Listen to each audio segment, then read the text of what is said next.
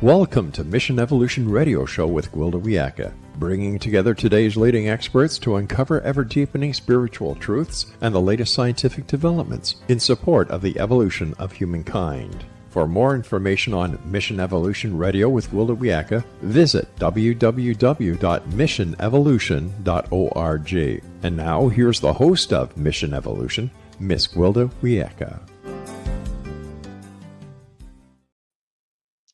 What is reality? It's an age-old question, seemingly unanswerable, that's puzzled people for centuries. Is it possible that consciousness, perception, and frequency are the key? If that's so, do we have more power over reality than we think? Mission Evolution Radio TV show is coming to you around the world on the X-Zone TV channel. With us this hour to ponder the nature of reality is Peter Canova. Peter is a highly successful multilingual international businessman who, after a series of life-changing spiritual experiences, began studying and writing on spirituality and consciousness. He's the author of 25 times award-winning First Souls Trilogy and has contributed to the popular Chicken Soup for the Soul series. His latest book is entitled Quantum Spirituality. His website, petercanova.com. Peter, thank you so much for joining us on Mission Evolution. Nice to be here. Thank you. It's a pleasure. Now, I take it you're not a quantum physicist. How did you become interested in quantum physics as it relates to spirituality? Well, when I was in my 20s, I had a series of very vivid spiritual or psychic experiences rather spontaneously. And I found out that I was a very accurate medical intuitive. Once the disbelief of that went to the back of my mind, I experienced a whole series of things like psychokinesis, remote viewing, clairvoyance, clairaudience, and being kind of I'm still kind of a grounded person, a Capricorn, and I wanted to understand what were the nuts and bolts behind this. So I started studying spiritual texts, and from that I went to quantum physics because the nexus of those two approaches is that they deal with light, matter, and energy, and that's what reality is all about. So the interesting thing is on the spiritual side, of course, that's a subjective approach to trying to understand deeper reality. On the quantum physical side, it's an objective approach using the scientific method. And it's very interesting to see how they overlap and they head in the same direction. Well, they seem to be on a collision course. They're both searching for the same thing. And I think someplace in the middle, maybe truth will be found, do you suppose? I agree. I mean, to me, it's like a roadmap, and most of the work that I do is really to provide kind of a roadmap to people. And when you have a map, you need more than one coordinate. You need up and down, north and south, whatever, in order to have a correct frame of reference. And I think that's what quantum physics and spiritual wisdom really do. Is it gives us those coordinates and X and Y axis. We have a kind of now an arena in which we can plot our course and make more sense about the world. So kind of like a triangulation. Yeah. There's, because we know there's holes in the scientific method. I mean, the observer effect alone is enough to make you cringe. And of course, there's holes in the religious approach if it goes more dogmatic and is less spiritual. So do they kind of filter each other out when they come together? Well, I think the limitation of the scientific method is that it's what is measurable and observable, but not everything is measurable and observable. Religion and, to me, spirituality are two different things, maybe somewhat related, but really two different things. Religion is dogmatic. And I think religion is kind of like a closed box. They want you in there, and you sort of subscribe to the rules, and okay, you're part of the tribe. Whereas spirituality is really more open-ended. It's a journey rather than a stop at any particular destination.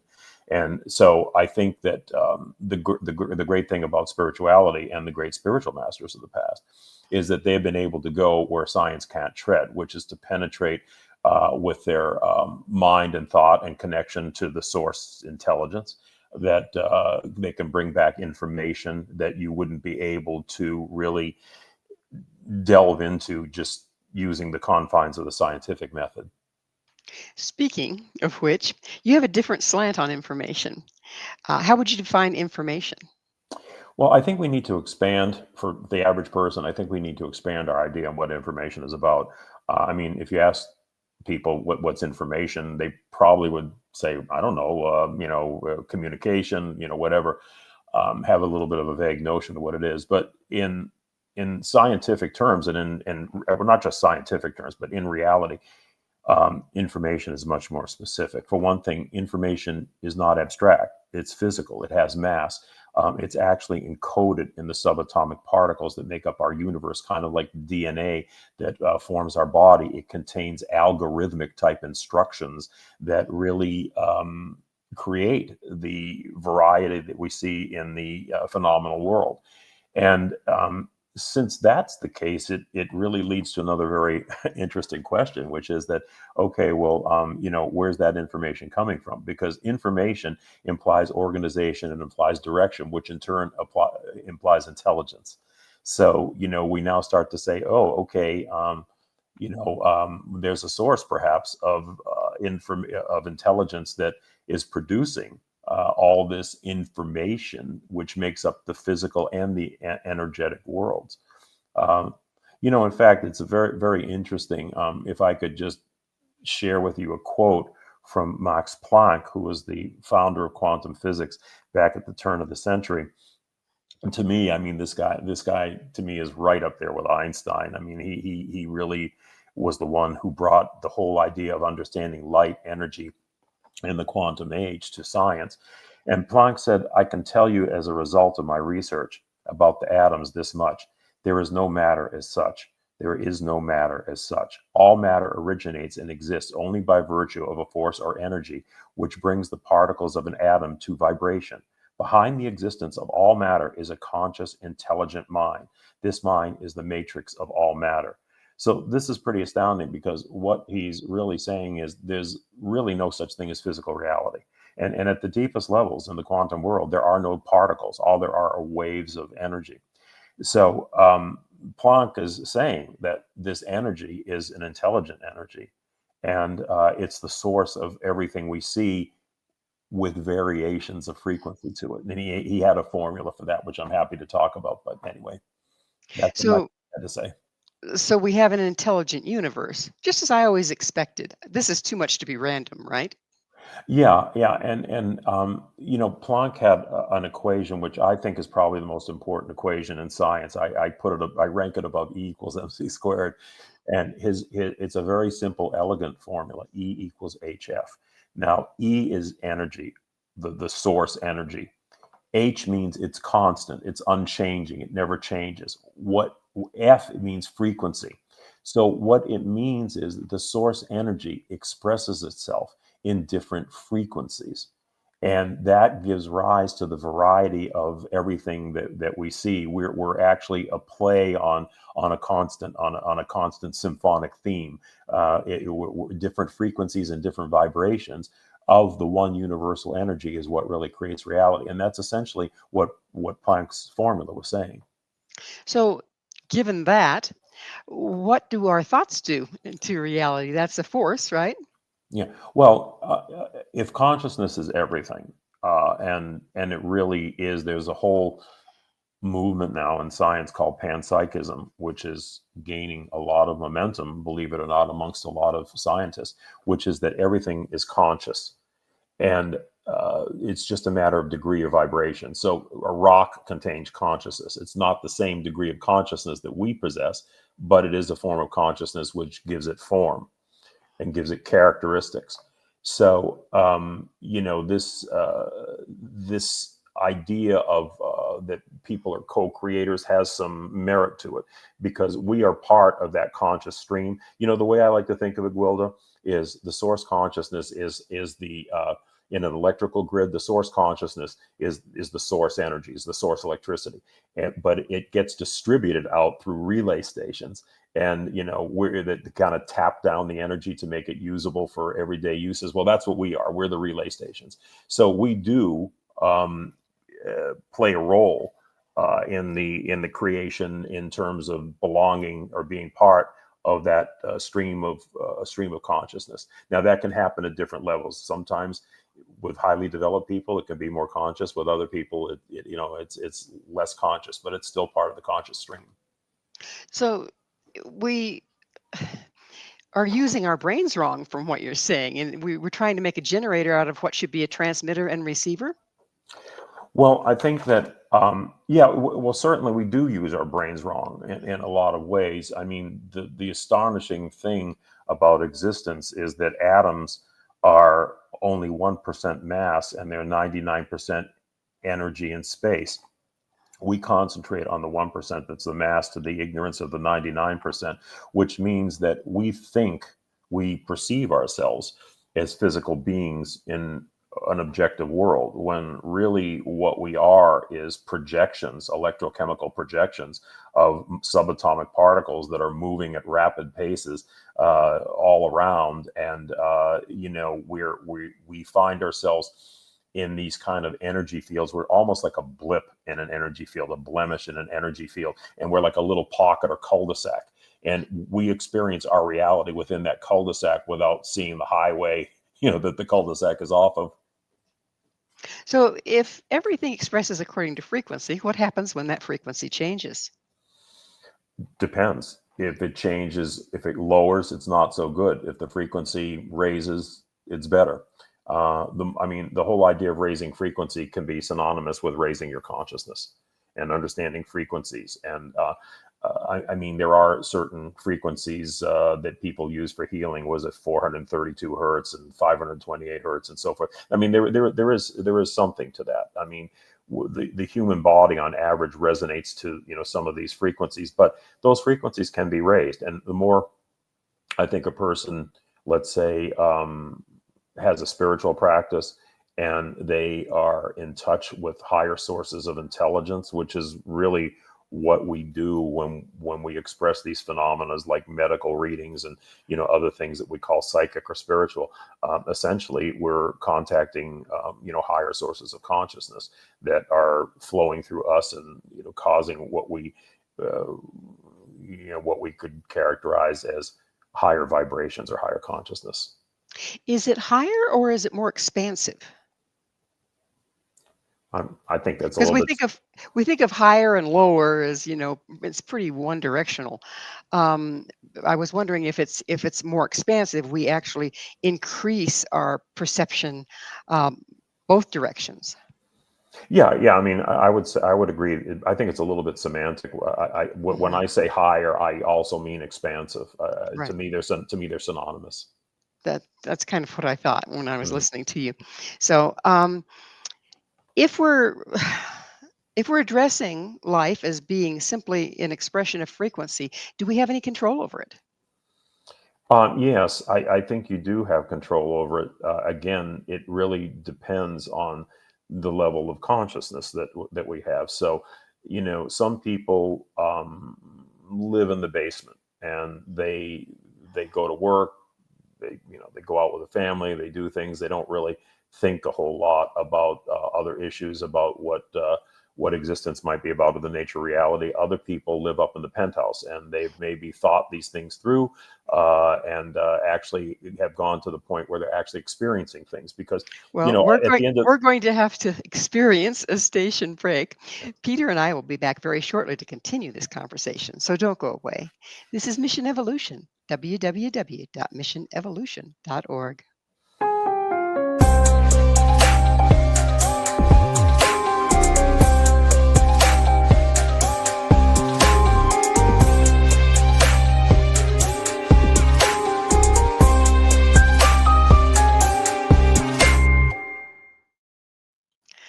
Does quantum physics have spiritual foundations? With us is Peter Kavanagh. Peter is the author of many books, including the First Souls Trilogy and Quantum Spirituality. His website is petercanova.com. Peter, what does spirituality and quantum physics have to do with each other? Well, I think, as mentioned at the beginning, they both deal substantially with light, matter, and energy, and understanding those phenomena, because those three things make up the reality that we know. And that's really the quest of both at the end of the day, is understanding the interplays of those factors. Did is it being brought forth? I mean, is our whole life metaphorical and allegorical, trying to make sense? The mind doesn't grok the quantum level, right? So, are these religious allegories and stuff, or I should say, spiritual allegories and stories and fables? Is that the translation point? Well, I think that there's the Gnostics that which was the ancient Judeo-Christian mystical group that I've studied quite a bit. Um, I think they pretty much had it kind of had it all together because they made a differentiation between knowledge. There's knowledge which is factual, book learning, listening to you and I conversing. That's a form of knowledge. But the knowledge that they talked about was experiential.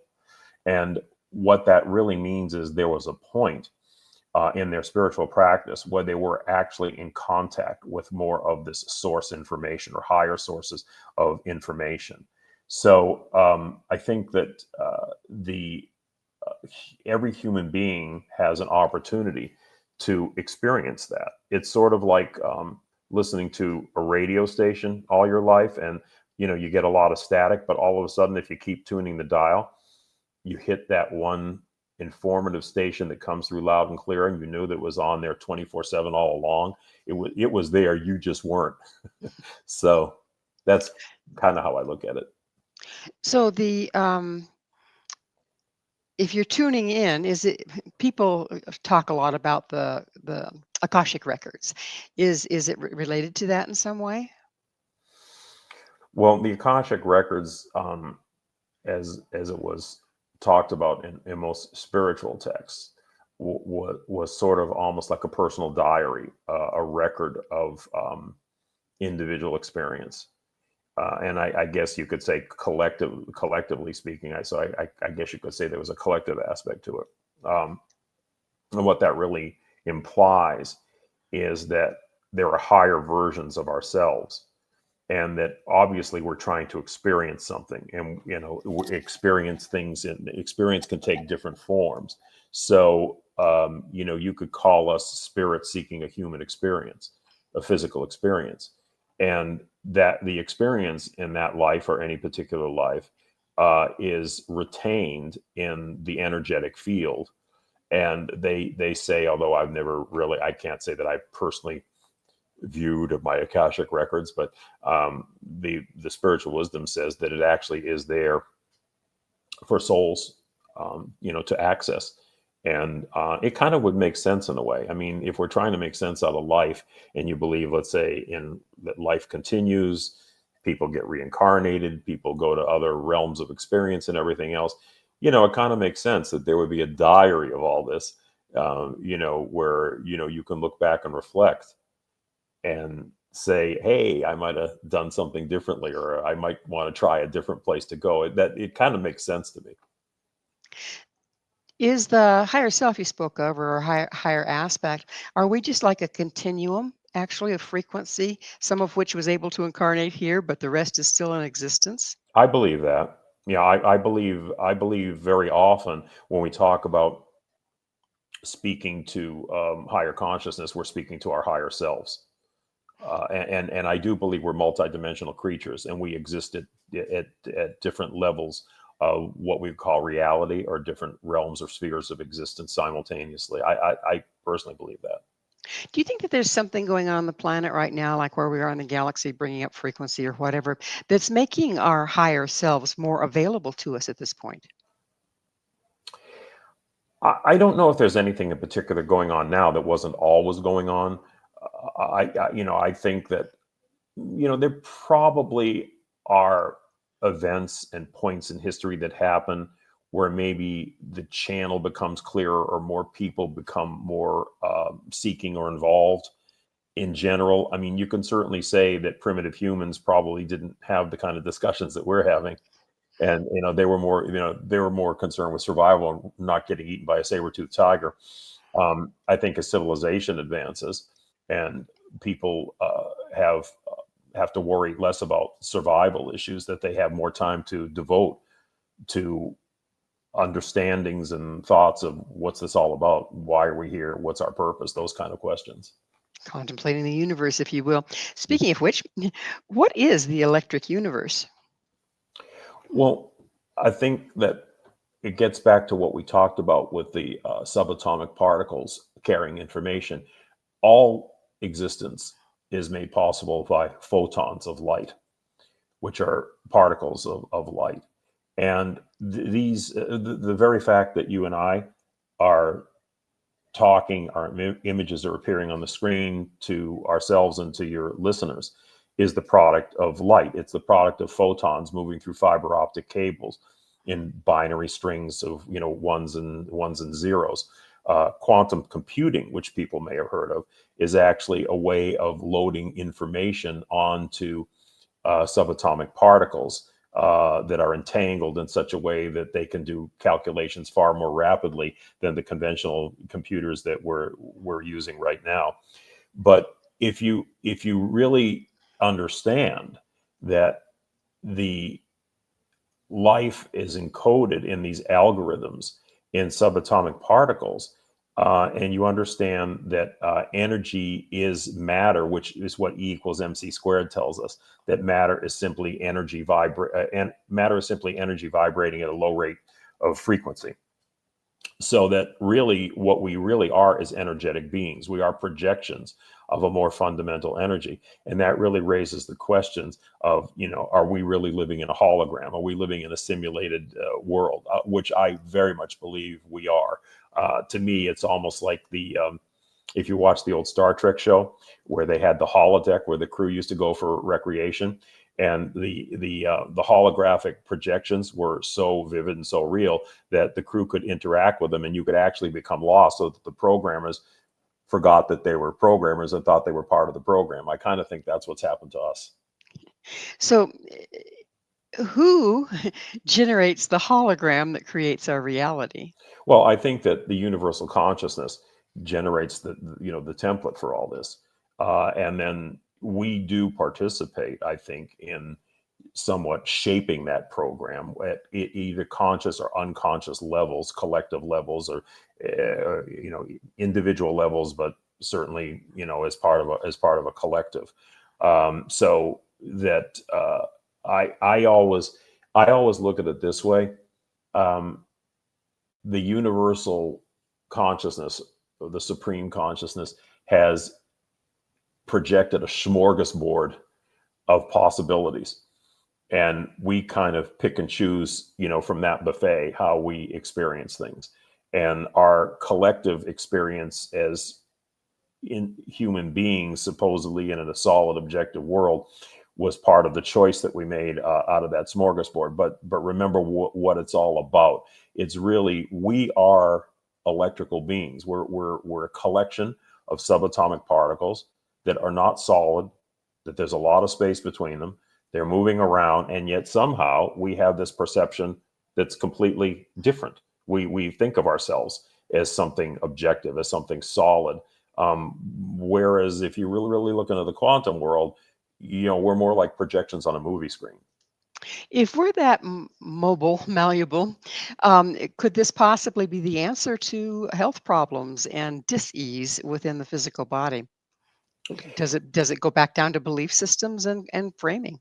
There's certainly a connection between the beliefs and emotions of people and the frequencies at which they vibrate and health. You can do a simple experiment. If you sit there and think of all the negative things in the world, you're not going to feel very good. You're going to feel depressed. You might get a headache. You might lose your appetite. Leads into different forms of depression.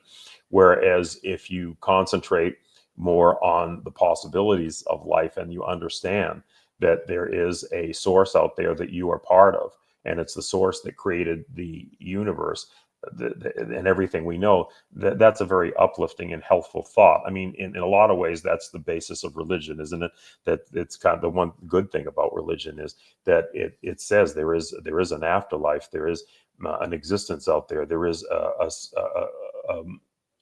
source out there that is good and that wants to experience life in all of its variety. And, I always liken it to, if you have a mountain stream way up in the mountains and it's pure water and it flows down the side of the mountain. And as it flows down the side of the mountain, it picks up a certain amount of impurities until it reaches the bottom and it's kind of muddy. Okay, well, we're kind of at the bottom, we're kind of in the mud, so we don't really see the pureness of the source itself. But if we somehow were able to change that and perceive that, that would raise our vibration, raise our understanding that at the heart of things, there is a pure good source.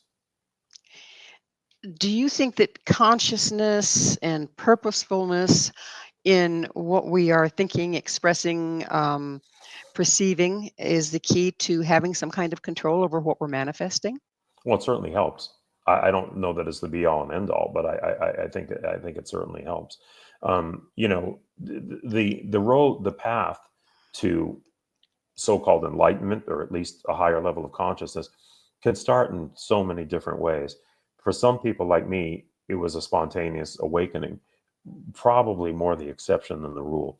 For a lot of people, they just simply have to hit rock bottom.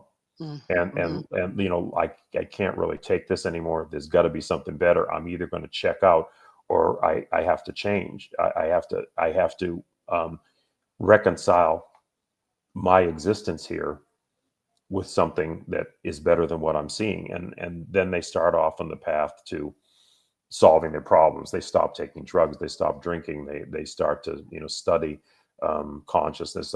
Look, many people become born again Christians, and I have no problem with that. For people that are in a state of desperate existence, I mean, it's a step upward. So there's different paths to all this happening, though. So the proverbial dark night of the soul motivates people to reframe their existence. For many people, it does. For some people, they're not going to make it, unfortunately. But I think for many people, you have to go through those knocks to get to that awakening and say there's got to be something more, because most of us are sleepwalking. I mean, we go to work, we go to restaurants, we have sex, we go out with our kids. I mean, everyday existence, and you don't really question very much. You walk around in a state of blind acceptance. Okay, this is life. It's what it is. Just one thing after another hits me. But if you don't accept that and you start to really study in earnest what life might be about, and you listen to shows like yours, or you read books like mine, or you start somehow a spiritual practice, whatever you do, you're on the road already. If you do those things and you have that heartfelt desire to change, you're already on the road to something better. Well, it's time for us to take another station break. Peter and I will be right back to continue our discussion. Stay right there. This is Mission Evolution, www.missionevolution.org.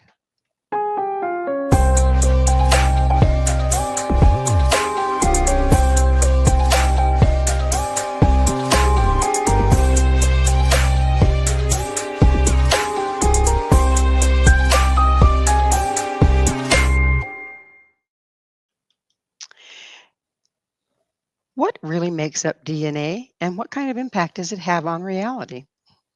This is Mission Evolution, missionevolution.org. With us discussing spirituality, consciousness, information, and reality is Peter Canova. His website, petercanova.com. Peter, let's go back. You mentioned DNA, universal DNA and personal DNA. What's the difference, and where do they come from? Well, I think that DNA obviously contains the information that gives form to our physical bodies.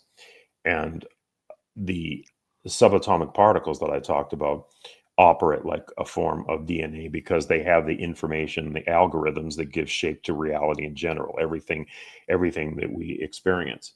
Now, there was a very interesting experiment back in the 90s by a Russian scientist named Vladimir Popinin, and he created a vacuum tube. And inside the vacuum tube, they had photons or particles of light, which was the only thing in there. Okay, that's what vacuums are. He eliminated everything else, and these photons of light were in there. The next thing he did was he introduced human DNA in there. So the photons literally formed around the human DNA, and they took on the helix shape of the DNA. When he removed the DNA, the photons remained in the shape of the helix, in the shape of the DNA. So what happened there? Well, it indicates that there are levels of information and conscious intelligence in both the DNA, which is a tissue, and the more finer subatomic particles of photons. There was an exchange of information there. These things just don't happen randomly. There was some attraction. And what was the attraction? The attraction had to be based on the information that was contained both in the subatomic particles and the DNA itself. So what it really shows is, in my mind, building blocks. We start off just as, all right, let's just take example, biological life, human bodies. You have atoms, you have molecules, you have elements, you have single cells. Single cells form tissues, tissues form organs, and then organs eventually form, the biologically conscious human body. I think that it works the same way at the subatomic levels, that subatomic particles aggregate into more and more complex structures, and those structures contain higher levels of consciousness. So that's why a rock is conscious, but it's not as conscious as a human being. It's different levels and complexities of being able to ascertain and discern things and so forth. But there's a movement now in science called panpsychism, and more scientists are starting to believe that everything is conscious, that essentially the world, the universe, creation is all like a conscious projection rather than a mechanical system. More and more scientists are really subscribing to that belief. So does that mean that reality is actually a form of resonance? I think that it's fair to say that the way that everything operates, the universe is electric, and everything operates off of electromagnetic forces. And those forces are present in everything, every aspect of existence. I mean, just the way subatomic particles are present in every aspect of existence. Light energy is present in every aspect of existence. So how do we get from the quantum world to the world that we perceive? There's the trick right there, because the quantum world is very different.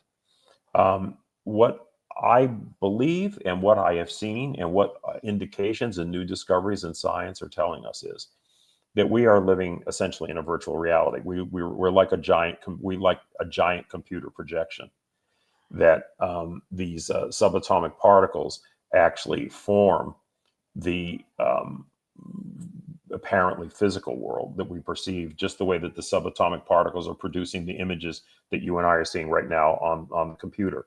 The universe does, and more scientists have seen that the universe does operate more like a computer. And there's a physicist in the UK named Melvin Vopson, and Mr. Vopson is actually doing a whole line of study on this. He absolutely believes that subatomic particles are really a network of that forms the physical medium that we experience, and he's published research on it. And he believes that this is the building block of the universe, that we operate like a giant computer. So other prominent scientists have really supported this. And believe it or not, I mean, I don't want to take up a lot of time to get into this, but one of the ways they're proving out the whole idea that we may be living in a hologram is through the study of black holes. And Really? I mean, I can touch on that if you want and take a minute or so to do that. It's up to Sure, you. it's fascinating. Go Yeah. ahead. Okay, so when they were studying black holes, and what they found out was that the information inside a black hole is not what constitutes a black hole. In other words, the information is not held on the inside of the black hole. It's actually outside on the horizon, and it's projected inward. So let me give you an analogy so that makes sense to you. It would be like if you had a bucket, and say we could put the earth in the bucket. Okay, so the earth is all the information that makes up the earth is inside this bucket. And that's what we perceive. Okay. but the information is not inside the bucket. The information is outside the bucket on the side of the pail, and it's being projected inward. So it's actually like a two-dimensional screen, cosmic screen, projecting inwards to form a three-dimensional image. So when they studied black holes, they said, wow, they said, if this is the way black holes are, it seems that the universe itself could be operating the same way, that essentially we have information that's coming from like the outside that is being projected inward, and that forms our perception of reality. Now, it gets into rather complex things like the whole universe is surrounded by sheets of energy called Planck lengths. Think of it as a quilt that surrounds all reality, all the known universe. We are surrounded by this quilt of patchwork called Planck lengths, like individual little pieces that form a patchwork. And that reality is projected in through that two-dimensional patchwork into what we call three-dimensional existence, what we perceive as three-dimensional existence. So the more science looks at these various natural phenomenon, the more they're seeing that they operate at a macro level like a giant hologram. And then you have, the fact, like we said, that subatomic particles project information and images that hold information that we're looking at on a computer screen. So at the micro level, it's looking the same way. So the indications are we're kind of like in a big movie. Who's writing the script? I want to know. Yeah, well, hopefully somebody that has our interests in mind at heart. So Yeah, we can hope for that. yeah. So you speak of the universe as being intelligent, and of course we can relate that to God or spirit or higher source or whatever. But what is the source? I mean, if you're looking at it scientifically, what is the source of this pure information that comes through?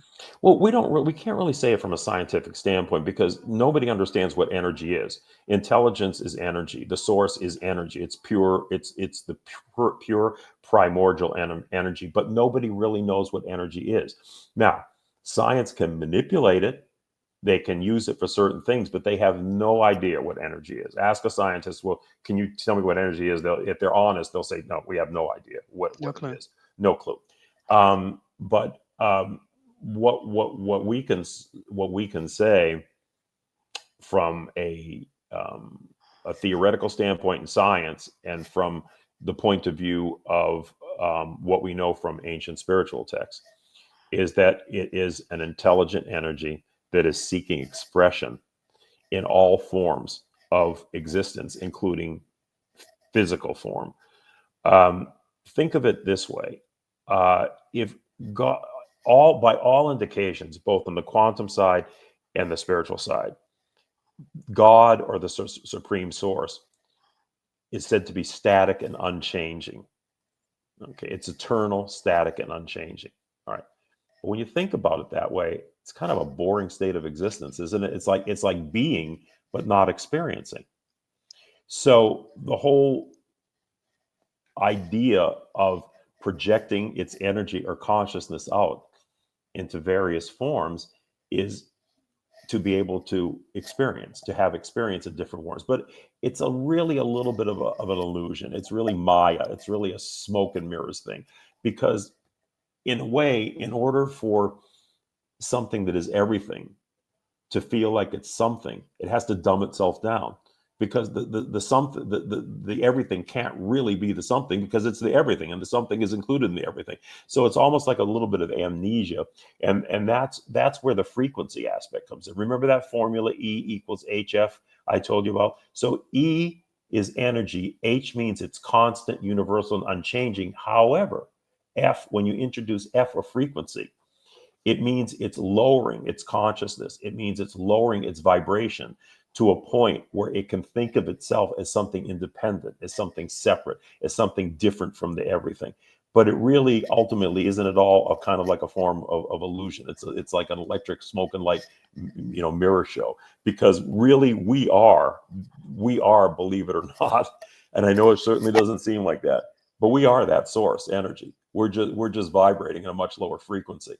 If we really had pure conscious revelation, we wouldn't be individuals. We'd be absorbed right back into the source of where we came from. So we're sitting here thinking what we are that we're really not. So I want to back up just a little bit. We have a little time left in this segment, and I'd like to touch in on, okay, so you had this amazing awakening whereby you started getting all these esoteric, if you will, abilities. What were you tuning into? I wasn't. I really wasn't. I guess the only thing I could say is that I was one of these people that always had a curiosity about the world. Okay, and why are we here? I was one of the big picture kind of people. Always asking the deep questions. What's our purpose here? Why are we here? The world just didn't make sense to me. It didn't make any sense to me at all. And I guess you could say, from that standpoint, I was seeking. And what was the old adage? Seek and you shall be Find? heard, or Yeah. you shall find. And I really I was seeking and I found, and the finding was rather spontaneous and startling to me. um and I never looked back from that point on, because I I really discovered another world. And I have one foot in that and one foot in this. And that's hard for anybody to understand unless they've actually had that experience themselves. But once you've had that experience and there's another dimension or other dimensions of existence out there, you own it. Okay. But see, that's where I got back into the distinction that the Gnostics made of different types of knowledge. I can tell you this, but you can't really understand it unless you experience. I can tell you that fire burns, but unless you put that hand in the fire and get the heat, you don't really know that for sure, right? So that I think is the difference between people who have had these experiences and people who haven't. But everybody's capable of having them. I want to make that clear. I'm not a special exception. Nobody is a special exception. We all have the capability of having these experiences. Well, White Elk said, I saw more than I understood, and I understood more than I can say. That kind of Mm. fits right in there, doesn't it? I think that there's some merit in that. Yeah. Just a little bit. Well, it's about time for us to take another station break. On the other side, we'll get into more of this fun stuff. Please stay with us as Peter and I continue to explore the underpinnings of reality. This is Mission Evolution, www.missionevolution.org.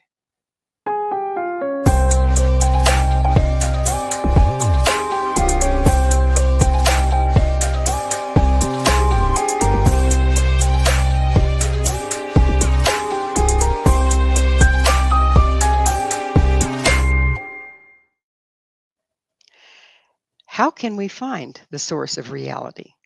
And if we do, what do we find there? This is such a thing. This is Mission Evolution, missionevolution.org. We're continuing our discussion with Peter Kavanaugh. His website, peterkavanaugh.com. Peter, it seems like, the sages of old have always been trying to find the source of knowledge, the source of love. Where does love fit in here? Well, I mean, I think that love is sort of an underlying principle, an archetype of the universe that I you I always assumed that the source was love, in the sense that it wanted to experience, and it kind of divided itself up or broke itself off into different particles, let's call them. And the particles could include us. It could include spiritual beings that aren't incarnate. It's, in other words, different forms of life, different forms of being. And it had to really love those, because it was loving itself. I mean, I think at the highest state of existence, where they talk about angelic realms and everything else, it is pure love. It is pure joy. It's just wanting to experience. It just doesn't seem like that to us, because we've gone so far out in the limb. We've gone so far away from the source that we get disconnected. And when you get disconnected, that's where you really start to have problems. And if you get extremely disconnected, that leads to what we call evil, because you don't have a sense of your unity with others and other things and nature and so forth and so on. And you get so disconnected that you have the capability of harming others. So obviously there's all degrees in that. I mean, not everybody that does something bad is an evil person. Um, you know, so there's all shades of that. But I think ultimately it's about the separation from the source, and the ignorance of the source that we come from, that leads us astray. But I think at its heart, at its highest level, It's just about wanting the joy of experience. So as I'm hearing you, I'm kind of getting this mental image, which is always a scary thing for me, but of us starting as total unity and love, if you will, and then differentiating down until we have individuals walking around on the planet living our lives. Hmm. And yet we spend the rest of our lives, a lot of us, trying to walk that staircase back up. What's the purpose there? You know, to me, I've always felt that the Judeo-Christian image of human beings was rather lowly.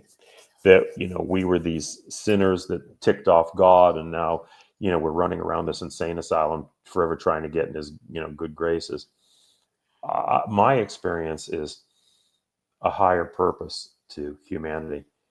I believe we're the fingers of God touching the face of this world, and our purpose is to spiritualize the material and to bring the experience of the material back to spirit, so that we're really the bridge between the energetic world, the unseen dimensions, and the world of seeming physicality and materiality.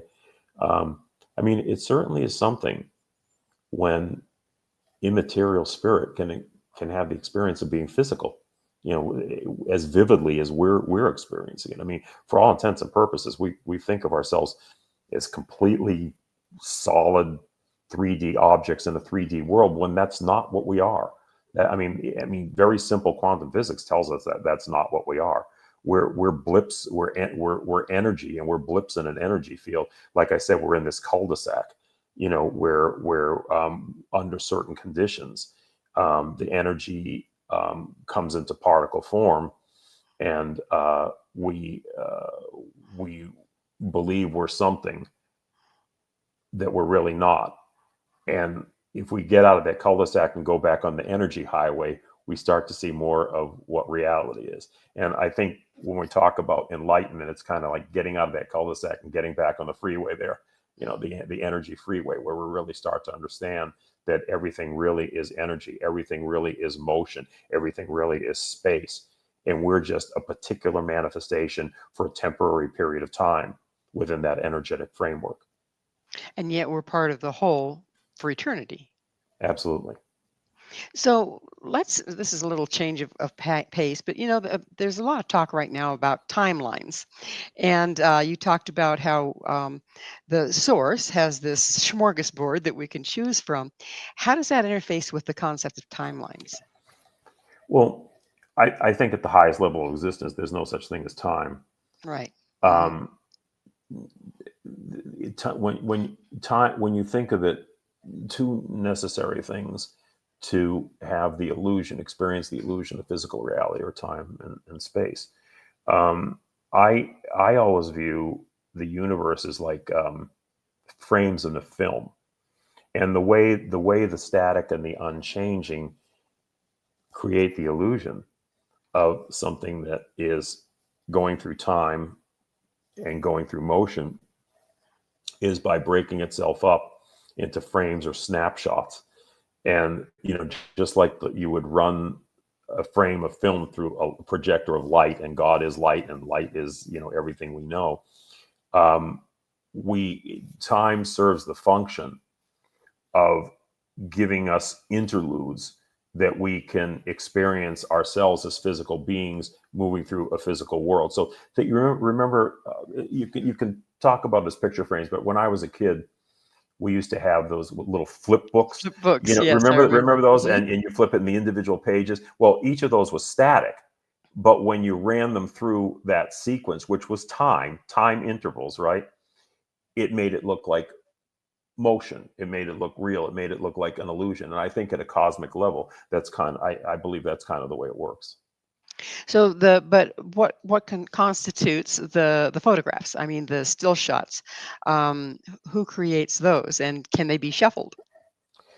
Well, again, I think the basic template for all reality is the mind of God, the mind of the supreme being that creates these things, um, creates the possibilities.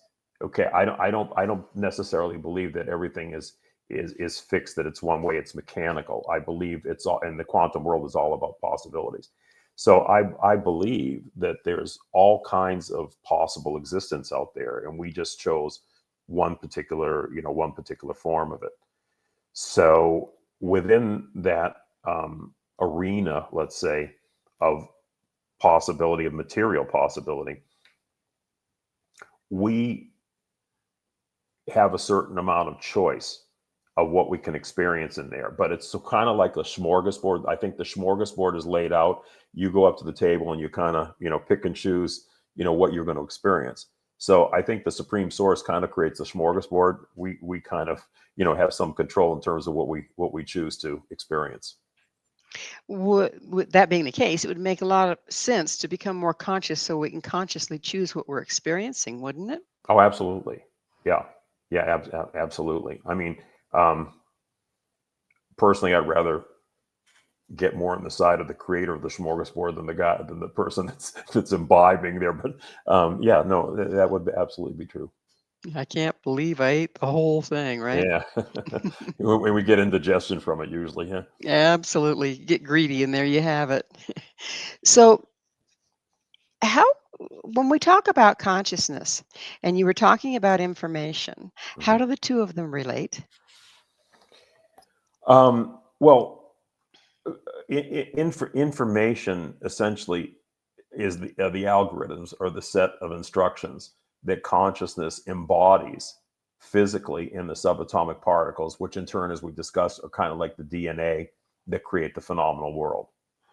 So, information is conveyed by energy, but it's energy with an intelligent purpose and direction behind it. That's why I call it algorithmic.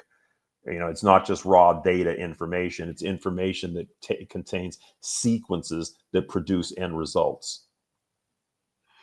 And do these sequences obviously must change over time, even though the source doesn't change over time, and that's why we see the changes that we're experiencing in our world, in our way of thinking, in our way of viewing things. Well, I think that as conscious beings, what really changes is us, and what really changes is our consciousness, and how we want to experience this world. Again, getting back to the idea of the smorgasbord, the the the algorithms that created that smorgasbord, or that buffet, it lays it out, and we have the choice of how we want to experience that, and that's where our individual will, our individual consciousness comes into being. So sometimes, getting back to the smorgasbord example, which is the easiest way to illustrate it, you might go there for a couple years, and there's certain foods you like, but then you go, I've had enough of that. I'm gonna try something else.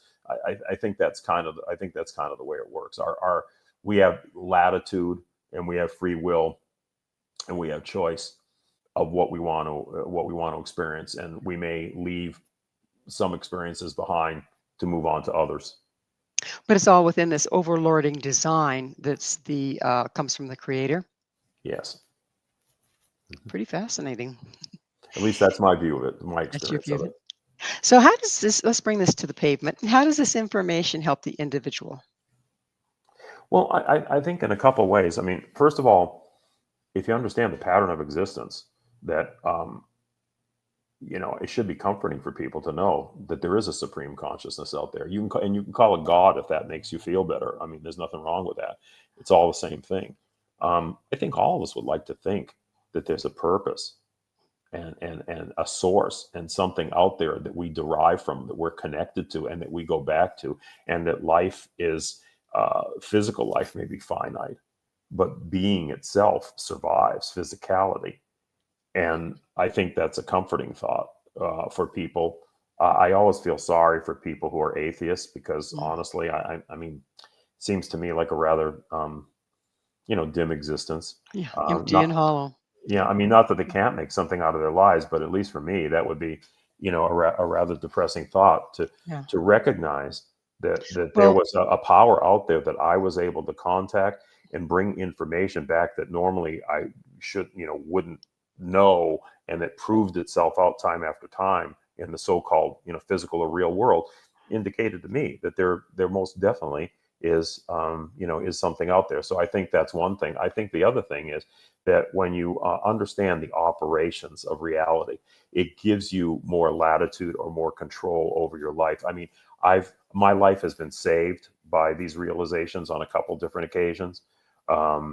By having premonitions and other things that literally saved my life. If I don't think if I was tuned to that wavelength that I necessarily would have had those, and I might not be here today.